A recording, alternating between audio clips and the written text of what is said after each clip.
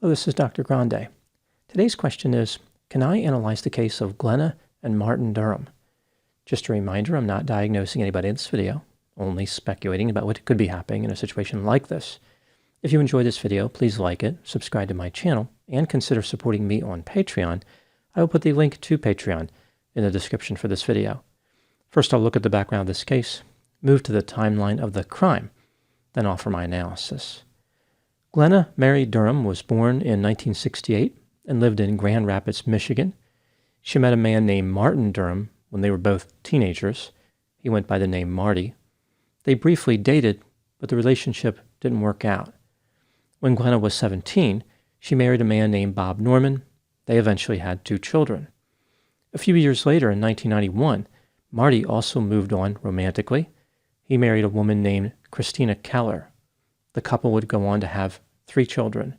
Marty really wasn't interested in working for a living, which caused some friction in the marriage. He finally found a job in 1995. On February 16, 1995, when driving home from his 5th day of work, another vehicle ran through a red light and collided with Marty's vehicle. Marty was seriously injured. After waking up from a coma, he had severe memory problems. For example, he could not remember his wife or his children. In addition, Marty's personality appeared to change. He was now impulsive, demanding, and angry. Christina divorced Marty sometime later. Marty received a settlement from the vehicle collision and combined it with a loan to purchase a house on East 128th Street in Sand Lake, Michigan. This is about a half-hour north of Grand Rapids. He lived in the house with 2 of his children and an African gray parrot named Bud. Marty wasn't the only one who had divorced. As it turned out, Glenna's marriage didn't work out either. Marty and Glenna decided to rekindle their earlier romantic relationship. In 2001, Glenna moved into Marty's house. In February 2005, the couple married. The damage from the 1995 motor vehicle collision was something that continually plagued Marty. Over time, his symptoms became worse. He was not able to work. Marty received $1,100 a month in disability payments, and Glenna was paid over $3,100 a month to take care of him. For extra cash, Marty sold some of his prescription narcotics. Allegedly, Glenna also participated in this endeavor. Marty and Glenna had very different approaches to money. Despite being a drug dealer, Marty was fairly conscientious regarding his financial obligations. He always paid his mortgage and other bills on time. At some point, however, he allowed Glenna to take over the bills.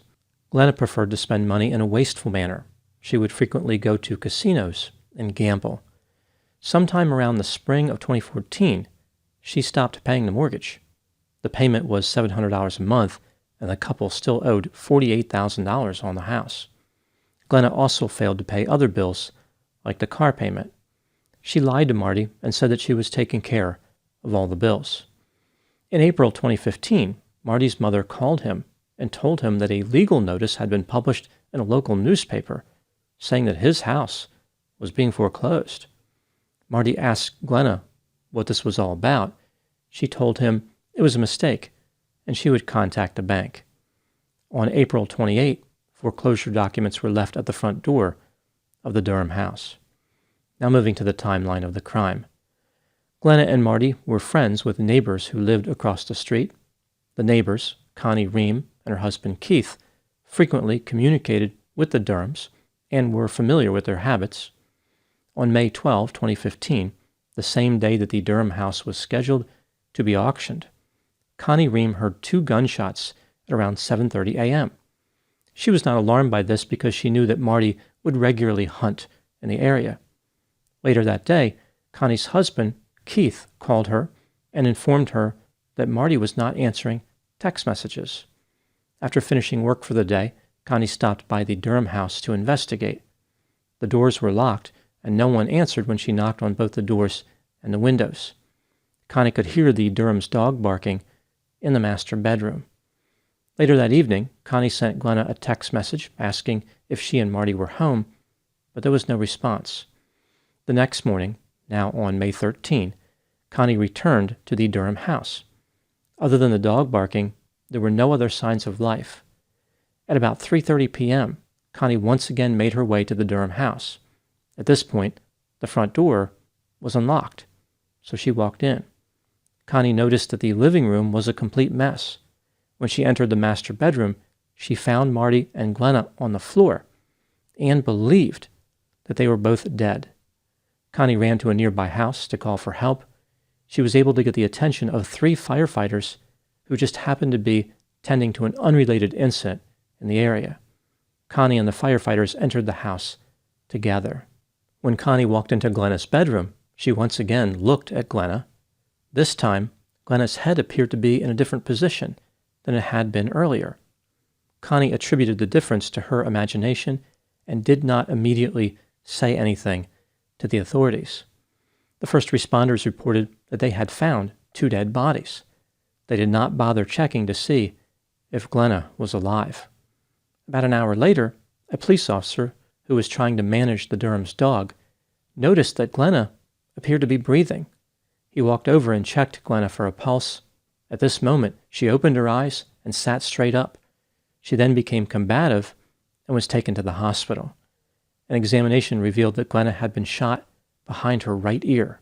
She appeared to have 2 bullet wounds, but it was not clear if she had been shot once or twice. The injury was non-lethal, and Glenna eventually recovered. Her husband, however, was not as fortunate. He had been shot 5 times and did not survive. Martin Duram was 46 years old. Here's what the police found during their investigation. Under a chair in the living room, the police discovered a Ruger new model single-6 revolver, which was chambered in .22 Winchester Magnum rimfire. This round has about twice the muzzle energy of the extremely popular .22 long rifle. The police believed that this Ruger revolver was the murder weapon. There were a few spent cartridge cases and 1 intact cartridge on the bed in the master bedroom. One of the pillows had holes in it, as if somebody had shot through the pillow. Several items in the kitchen and living room had Glenna's blood on them. Glenna's cell phone was examined by the police. On May 11, 2 days before the discovery of Marty's body, a text message was sent from Glenna's phone at 11:40 p.m. The recipient was a user labeled Mom. On May 12, just after 3:30 a.m., Glenna's phone was used to search for information about Ruger firearms. At 4:48 a.m., the phone sent another text message to the user labeled Mom that read, "Love you, sorry." 9 seconds after this message was sent, the phone accessed a web page titled, quote, "Ruger New Model Single-6 Single-Action Revolvers," unquote. There was no activity on Glenna's phone after 4:55 a.m. On May 14, the day after Marty was found dead, his 3 children used a credit card to gain entry into his house. Ostensibly, they had permission from the police. His children found a manila envelope in the living room which contained 3 white envelopes. Each one was addressed to a different person, namely Glenna's husband, son, and daughter. The envelopes contained letters written in Glenna's handwriting. The content of the letters was consistent with the idea that she was apologizing. In October of 2015, Glenna had finally recovered enough to be interviewed by the police. She explained to them that she did not remember anything related to Marty's death. As far as the apology letters, Glenna said that they sounded like something she may have written in the past. She denied using her phone to look up information about Ruger firearms, stating that if she was on her phone, it was just to play games online. Regarding the accusation that she killed Marty, Glenna stated, quote, "I did not kill him. I wouldn't kill him because he was all I had," unquote. The police thought that Glenna was involved in the murder, but they didn't feel comfortable making an arrest. In theory, the murder could have been carried out by an intruder. After all, Glenna had been shot in the head. She may have been shot twice. Nothing much happened with the murder investigation for a while. That changed after Marty's ex-wife, Christina, released a video recording which drew attention back to the murder case. Christina had taken custody of Marty's Parrot, Bud. About a month after Marty's death, She made a 2-minute video recording of Bud because he made statements which appeared to be relevant to Marty's murder. In the recording, Bud can be heard saying things like, "No, no, shut up, get your blank over here, don't shoot, and don't blanking shoot." The talking bird ruffled some feathers, and the media started watching the case like a hawk. People wondered if the prosecution was going to put Bud on the stand in the hope that he would sing like a canary and cause Glenna's goose to be cooked. Could the parrot really facilitate Glenna's swan song, or would he chicken out? As it turns out, compelling a parrot to testify in court is quite difficult, so the state wasn't going to flip the bird. They were going to have to generate a better reason for knowing that Glenna was the killer than "a little bird told me." This better reason would come later in the form of Glenna's DNA being discovered on the Ruger revolver. On June 24, 2016, Glenna was arrested and charged with murder. She was convicted over a year later, on July 19, 2017. Ultimately, Glenna received life in prison. Now moving to my analysis. Glenna Duram has maintained her innocence, and she has many supporters. The state, of course, is happy to parrot the finding of the jury, who found Glenna guilty. This brings me to the question, was Glenna actually guilty of murder? Let's take a look at the evidence both for and against the idea that Glenna was guilty, starting with the inculpatory factors. Glenna and Marty had a contentious relationship. She frequently joked about wanting him to die. Glenna had a gambling habit and was financially irresponsible. She was hiding the fact that she had not paid the bills. The house was supposed to be auctioned on the day Marty was killed. There was no forced entry into Marty's house. Marty was shot and killed with a Ruger revolver that had been stored in his safe. It is unlikely that an intruder would use a firearm from inside a victim's home. Glenna's DNA was found on the revolver.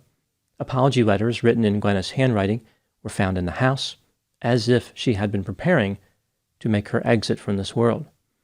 Glenna's cell phone was used to search information on the same type of firearm that was used to kill Marty.